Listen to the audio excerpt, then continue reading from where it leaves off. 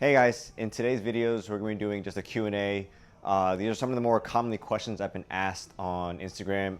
I just figured hopefully it'll be helpful just to hear kind of my perspective being, 4 or 5 weeks post-op at this point.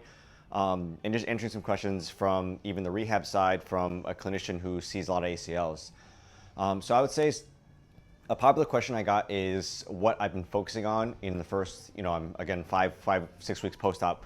And I would say no matter what, my philosophy is always to focus on the foundation. And what I mean by that is focusing on your range of motion. So getting back full flexion, so your bending of your knee, full extension, the full straightening of your knee, and full straightening, meaning not just at zero. I've seen too many patients that come in the door and they've been told that they have full extension when one side has 3, 4, 5 degrees of extension and the other side only has 0. I want to see if you're within a normal range of extension. I want to make sure you get the other leg equal. It really does end up affecting the way the knee moves and everything like that. So that is two of the bigger priorities. Additionally, you're also looking at your quad contraction. After surgery, your quads kind of shut down, right? So you spend a lot of times really just doing a lot of quad sets just over and over and over again, making sure that your quads have to wake up. And if you don't do that, if the tone of your muscle doesn't really come back, that's going to make things like walking, stairs, squats very, very challenging.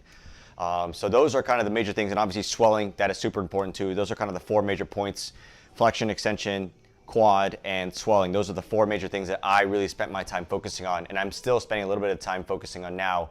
My range of motion is pretty much full now, but I still have a little bit of stiffness that I'm still kind of working myself through right now.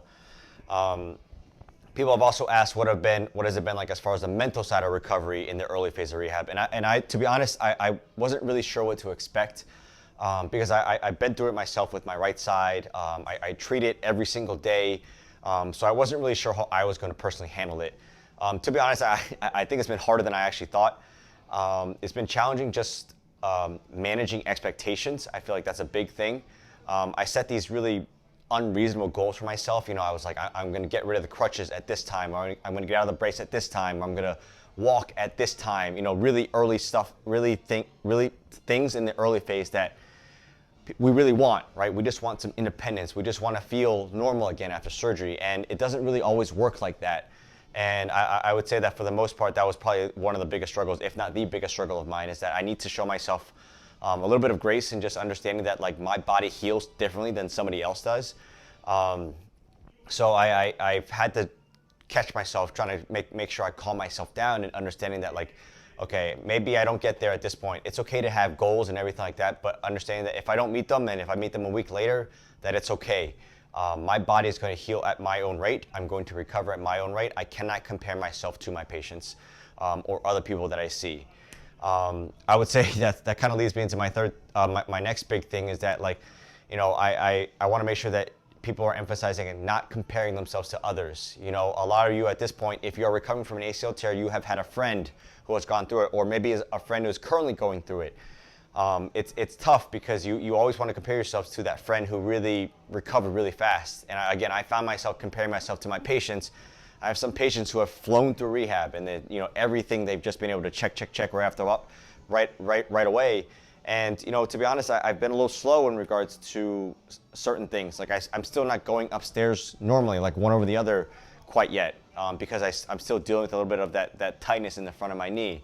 So I really am conscious of listening to my body and understanding of when I can do certain things, and it just hasn't happened yet. But these past few days have been really good for rehab. So I'm just going to take it one day at a time, and I encourage all of you guys to do that as well.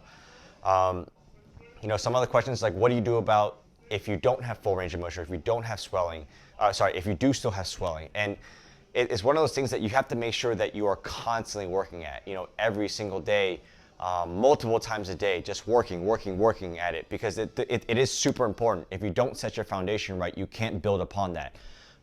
So if your PT or people like that are pushing you and you don't feel comfortable doing that yet, you got to make sure that you're communicating with your therapist. I'm obviously doing it myself, but you're making sure you're communicating to your rehab specialist and understanding like, hey, like my knee doesn't feel great right now. I still don't have full range of motion. Like, should we be doing X, Y, and Z? Because a lot of people who don't have experience in treating ACLs, they're kind of following this protocol that says 0 to 2 weeks you should be doing this, 2 to 6 weeks you should be doing this, and I I hate these time-based protocols because they're so outdated. A lot of them are outdated. So understanding that like every single person heals at their own rate. I've said that multiple times already, but it really is true. I'm not going to recover the same way as some of my 15, 16-year-old athletes will. And I might recover a little faster than someone who's maybe 45, 50 years old.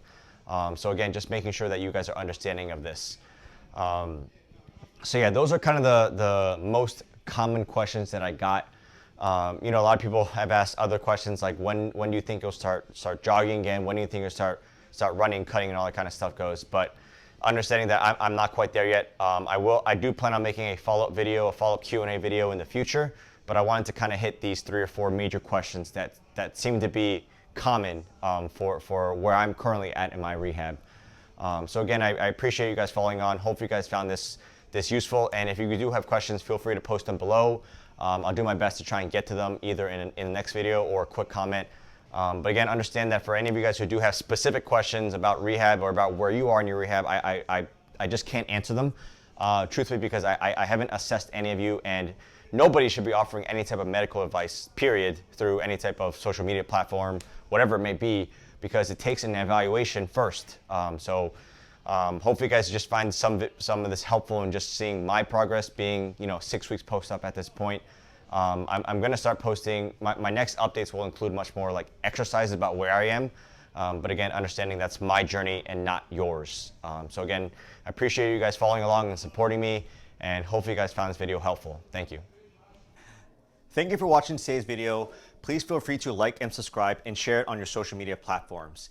If you're interested, I have started an ACL Mastermind group, which is a growing library of content centered around ACL rehab. It has exercises ranging from immediate post-op to late-stage sport-specific movements and everything in between. It's a growing library and currently holds over 250 videos. There's content centered around assessments, movement breakdowns, exercise breakdowns, case studies, and a whole lot more. You also gain access to a private forum where you can engage with like-minded people, ask questions, share research articles, and share resources. If you're interested, please feel free to click the link below. Thank you for watching.